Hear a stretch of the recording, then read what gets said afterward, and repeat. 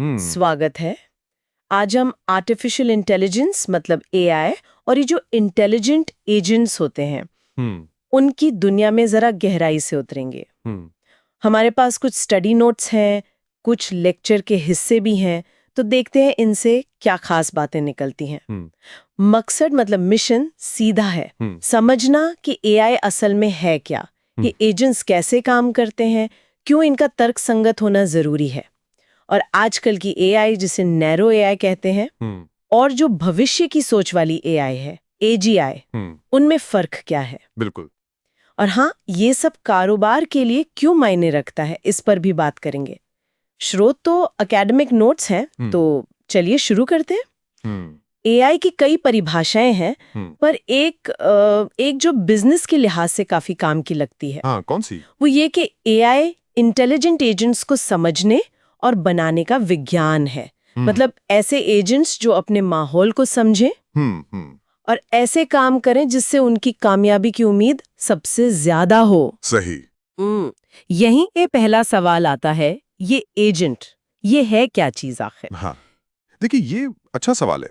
Russell और नॉर्विक के हिसाब से देखें तो एजेंट कोई भी चीज हो सकती है। कोई भी चीज मतलब जो अपने माहौल को सेंसर से महसूस करे, जैसे कैमरा, माइक्रोफोन, और एक्चुएटर से उस पर असर डाले, जैसे मोटर या स्क्रीन। अच्छा। तो इसमें इंसान आ सकते हैं, रोबोट आ सकते हैं, सॉफ्टवेयर प्रोग्राम्स जिन्हें सॉफ्ट बॉट्स कहते हैं। अरे हाँ, यहाँ तक कि एक साधारण थर्मोस्टेट भी।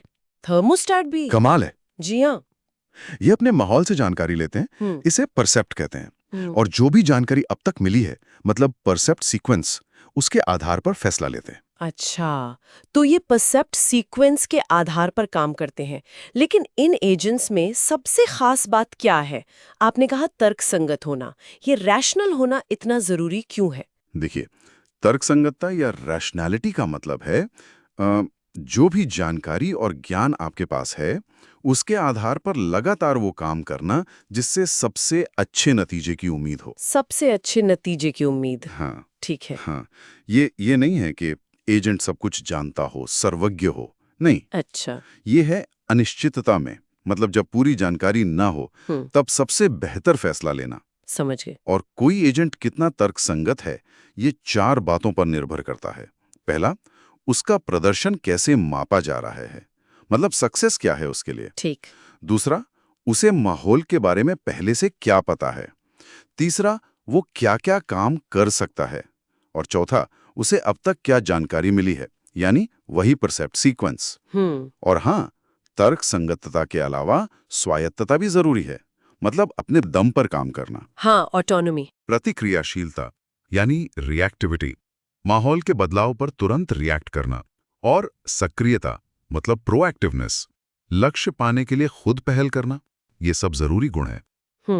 अच्छा, ये तर्क संगतता और बाकी गुण तो समझ आए, लेकिन क्या सारे एजेंट एक जैसे ही सोचते हैं? मतलब क्या उनके काम करने के तरीके में भी कुछ फर्क होता है? हाँ, बिल्कुल होता है।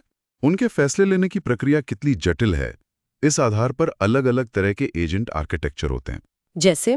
सबसे पहले हैं सिंपल रिफ्लेक्स एजेंट्स। ये सबसे सीधे साधे। Simple reflex? हाँ, बस मौजूदा परसेप्ट को देखते हैं और पहले से तय नियमों पर काम करते हैं।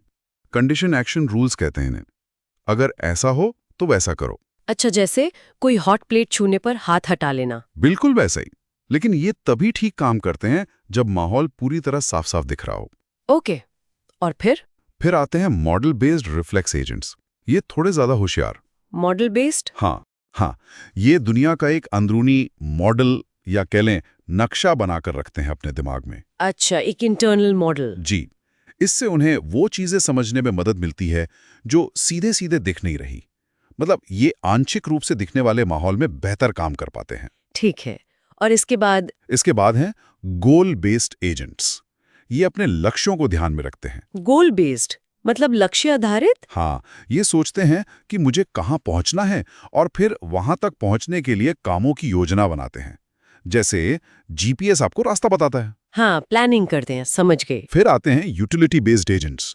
ये और भी परिष्कृत होते हैं। Utility based? इसमें क्या खास है? ये सिर्फ लक्ष्य तक पहुंचना नहीं देखते, ये भी देखते हैं कि कौन सा नतीजा कितना अच्छा या फायदेमंद है।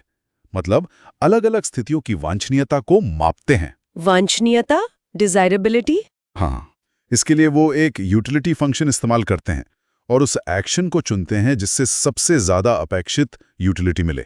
अच्छा, तो ये सिर्फ हाँ या ना में नहीं सोचते, बल्कि कितना अच्छा है ये भी देखते हैं। बिल्कुल, ये तब बहुत काम आता है जब कई लक्ष्य आपस में टकरा रहे हों या नतीजा पक्का ना हो, अनिश्चितता हो। बिजनेस में ये बहुत लगता है। हाँ, बिल्कुल। जैसे निवेश के फैसले। सही है। और आखिर में है लर्निंग एजेंट्स। लर्निंग एजेंट्स, ये तो नाम से ही जाहिर है। जी हाँ, इन्हें किसी भी आर्किटेक्चर के साथ जोड़ा जा सकता है। सिंपल रिफ्लेक्स में भी, गोल बेस्ड में भी। तो ये सीखते हैं। हाँ, ये अपने अनुभव से सीखते हैं और समय के साथ अपना प्रदर्शन बेहतर करते जाते हैं। वाह, तो ये तो बहुत महत्वपूर्ण हुए। निश्चित रूप से। तो फिर आजकल जो एआई हम इस्तेमाल करते हैं, जैसे सिरी है या नेटफ्लिक्स जो फिल्में सुझाता है, हाँ, सिरी या सेल्फ ड्राइविंग कारों का ऑटो पायलट, ये किस तरह के एजेंट हुए?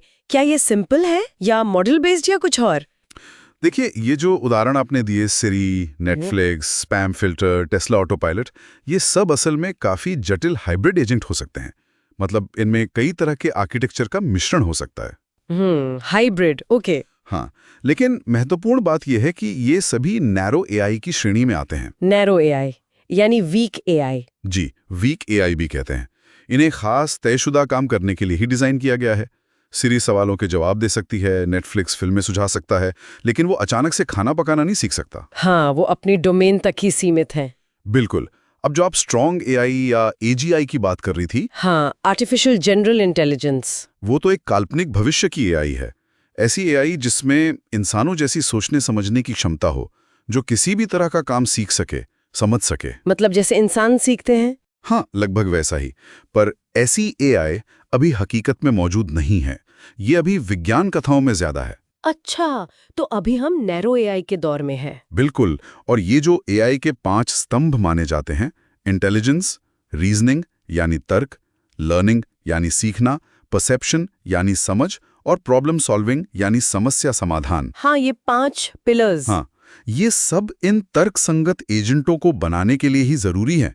इन्हीं से वो क्षमताएं आती हैं जिनकी हमने बात की। तो अगर मैं इसे समेटूं, तो कुल मिलाकर बात यह है कि एआई, खासकर जब हम इसके व्यवहारिक इस्तेमाल की बात करते हैं, हाँ, तो ये ऐसे तर्कसंगत एजेंट बनाने पर जोर देती है जो अपने माहौल को समझे और सबसे बढ़िया नतीजे के लिए काम करे। एकदम सही कहा आपने। और ये एजेंट बहुत सीधे साधे नियमों वाले हो सकते हैं, या फिर जटिल अंदरूनी मॉडल और सीखने की क्षमता वाले भी हो सकते हैं। जी हाँ। और आज की एआई ज्यादातर नैरो है, जो अपने खास काम में माहिर है, लेकिन वो इंसान जैसी जनरल इंटेलिजेंस नहीं रखती। बिल्कुल सही। और ये समझना बहुत ज़रूरी है कि ये एजेंट फैसले कैसे लेते हैं, उनकी काबिलियत क्या है, उनकी सीमाएं क्या हैं। ये सिर्फ टेक्नोलॉजी की बात नहीं है, ये एक तरह से तर्क संगत क्रियान्वयन, मतलब रैशनल एक्शन का अध्ययन है। तर्क संगत क्रियान्वयन का अध्ययन, इंटरेस्टिंग। हाँ, और एक और बात, वो जो हमने परफॉर्मेंस मेजर की बात की थी, हाँ, प्रदर्शन मापने का पैमाना, उसे बहुत ध्यान से तय करना होता है। वरना हो सकता है एजेंट वो काम तो कर रहा हो जो हमने उसे करने को कहा, लेकिन नतीजा वो न हो जो हम असल में चाहते थे।